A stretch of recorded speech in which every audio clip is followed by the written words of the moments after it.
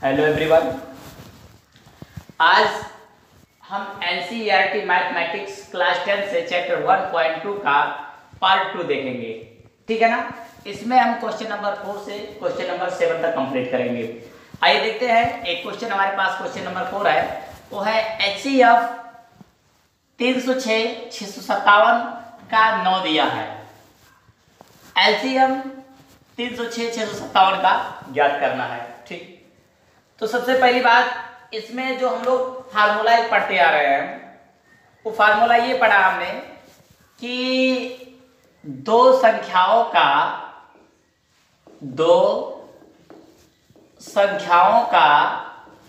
गुणनफल बराबर मासा गुणे लासा। ठीक, तो दो संख्याओं का गुणनफल मतलब जो दो संख्याएं क्वेश्चन में दे रखी हूं उनका गुणा कर दीजिए और लासा मासा का गुणा कर दीजिए। तो आपने देखा दोनों इक्वल आया। ऐसा हमने और से मतलब और इससे पहले वाले क्वेश्चन में किया। तो दो संख्या इसमें क्या क्या है, एक आपका 306 है और एक आपका 657 है। तो हम यहाँ क्या लिखेंगे, 306 और गुणे 657, ये संख्याओं का गुणनफल है हमारा। यानी ये पहली संख्या, ये दूसरी संख्या। ये दो संख्याओं का गुणनफल जो होता है ना, इसकी जगह पर हम पहली संख्या गुणे दूसरी संख्या भी लिख सकते हैं। अगर चाहे तो हम ऐसे भी लिख सकते हैं, पहली संख्या गुणे दूसरी संख्या बराबर मासा गुणे लासा। ठीक, अब पहली संख्या 306 मान लेते हैं, दूसरी संख्या 657 मान लेते हैं, बराबर मासा हमको दे रखा है 9, लेकिन लासा का पता नहीं है। तो लासा अगर हमको निकालना है तो हम क्या करेंगे, तब हम सूत्र बनाएंगे, यानी लासा को अपनी जगह रखेंगे। और देखिए, ये पहली संख्या गुणे दूसरी संख्या, ये अपनी जगह पर रखने देंगे और ये मासा हम इस पार लाएंगे, तो ये हमारा हो जाएगा बटा का मासा। अब हम ये देखेंगे कि लासा हमको मालूम नहीं, तो लासा को तो हम जो कहते हो वैसे रहने देते हैं। ठीक, अब पहली संख्या हमारे पास क्या है 306 और दूसरी संख्या क्या है 657 और मासा हमारे पास क्या दिया है, मासा हमको दे दिया है यानी कि 9। तो हम 9 से इसको डिवाइडेशन कर देते हैं। ठीक है ना। अब देखिए 9 से जब काटते हैं, 9 1 के 9, 9 3 27, बच गया 3, हो गया 36, 9 4 36। ठीक, तो लासा बराबर हमारा क्या हो जाएगा बाबू, लासा बराबर हमारा हो जाएगा 34 गुणे 657। ये टोटल हमारा हो जाएगा 22 338। ठीक, हमको क्या निकालना था इस क्वेश्चन में, लासा निकालना था। तो देखिए यहां पर लासा हमको क्या मिल गया, 22 338 मिल गया। इस तरह से ये हमारा क्वेश्चन खत्म हुआ। आइए देखते हैं इसका नेक्स्ट क्वेश्चन। सबसे पहली बात हम ये देखेंगे, यहां पर लिख लेते हैं, हम जानते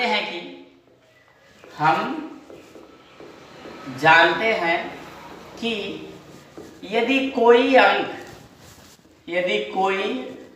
अंक या संख्या 0 पर समाप्त होगी, 0 पर समाप्त होगी, तो वह 10 से विभाज्य होगी।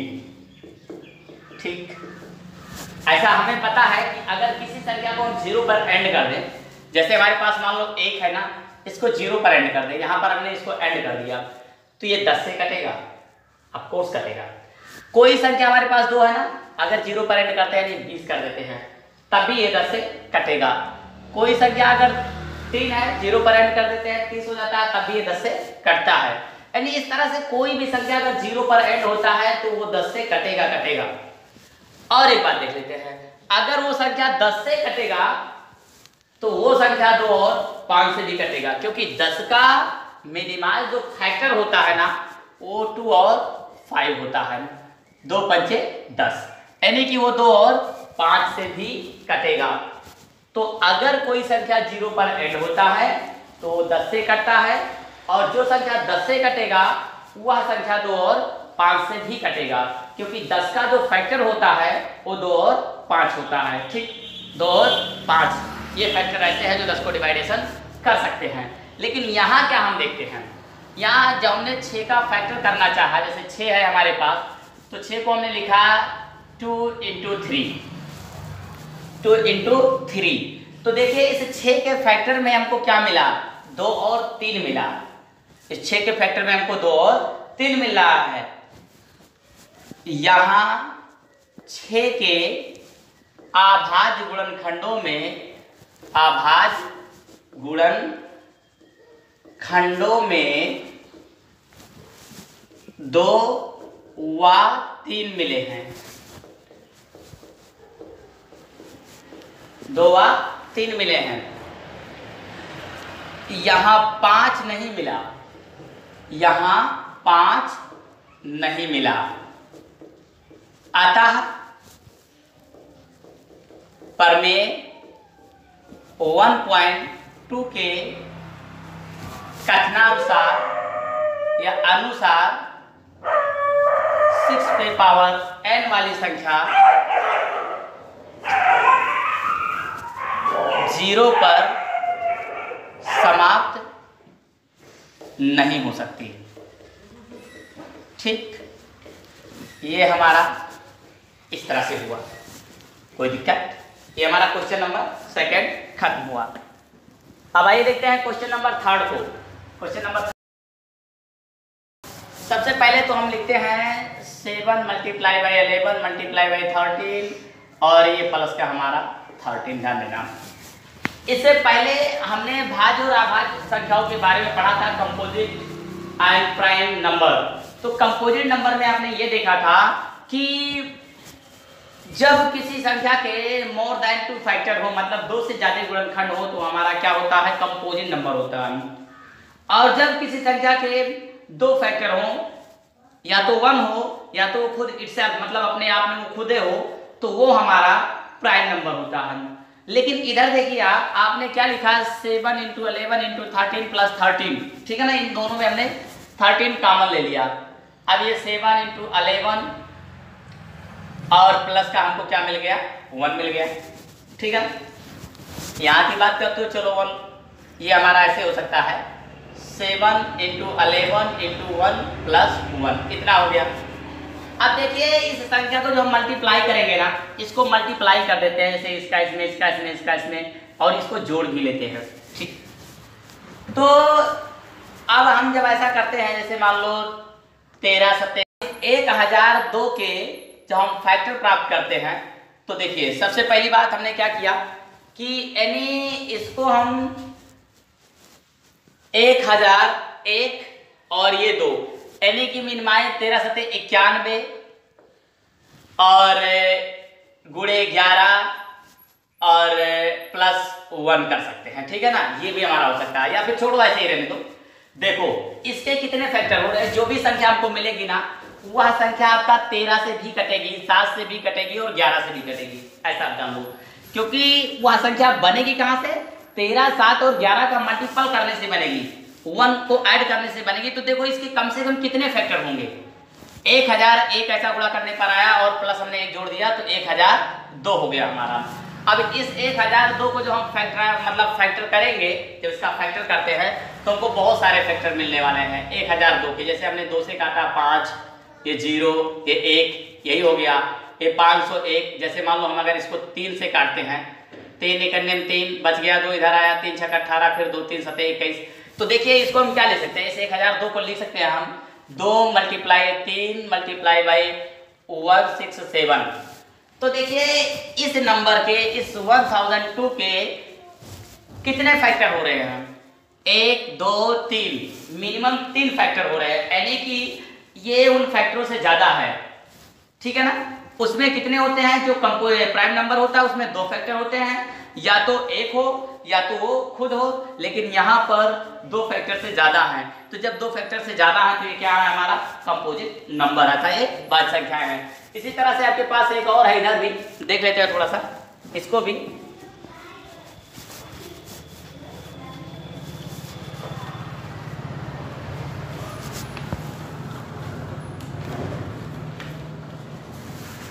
दूसरा हमारा ये है यानी कि 7 × 6 × 5 × 4 फिर 3 फिर 2 फिर 1 फिर प्लस फिर 5। इन दोनों में हम 5 कॉमन ले लेते हैं तो 7 6 4 3 2 1 और प्लस का 1 ये हमको मिल जाता है।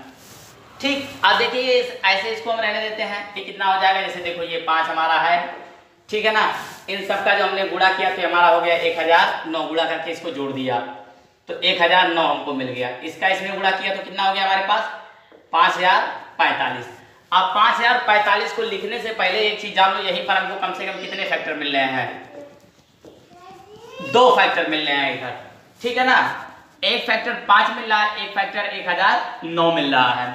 ठीक, तो ये क्या है हमारा जो प्राइम नंबर होता है उसकी शर्त ये होती है या तो वो मतलब खुद से कटेगा या तो फिर 1 से कटेगा। लेकिन यहाँ तो इसके 2 फैक्टर मिल रहे हैं ना, एक 5 मिल रहा है, एक 1009 मिल रहा है। तो इस तरह से ये भी हमारा क्या हुआ, भाज्य संख्या हुआ, ठीक है ना। अतः इसको हम लिख सकते हैं कि इन नंबरों के अतः इनके अभाज्य गुणनखंड, ठीक है ना, इनके अभाज्य गुणनखंड 2 से ज्यादा हैं, 2 से ज्यादा हैं। अतः ये संख्याएं, अतः यह संख्याएं भाज्य संख्याएं हैं, ये संख्याएं भाज्य संख्याएं हैं। ठीक, इस तरह से क्वेश्चन भी हमारा खत्म हुआ। अब आइए एक नेक्स्ट क्वेश्चन देखते हैं। क्वेश्चन कह रहा है कि एक खेल का मैदान है जिसके चारों तरफ एक वृत्ताकार पथ है। ऐसे मान लो खेल का मैदान है और इसके चारों तरफ ये हमारा क्या है, एक वृत्ताकार रास्ता है, ठीक है ना, ऐसे गोलाकार। ठीक, अब एक जगह पर सोनिया और रवि, इधर से सोनिया और इधर से रवि, ये दोनों एक साथ इस पथ के चारों तरफ दौड़ लगाते हैं। तो देखिए सोनिया जब यहां से दौड़ती है और रवि भी यहां से दौड़ता है, तो सोनिया जब यहां से ऐसे घूमकर यहां तक आती है ना तो उसको 18 मिनट लग जाते हैं।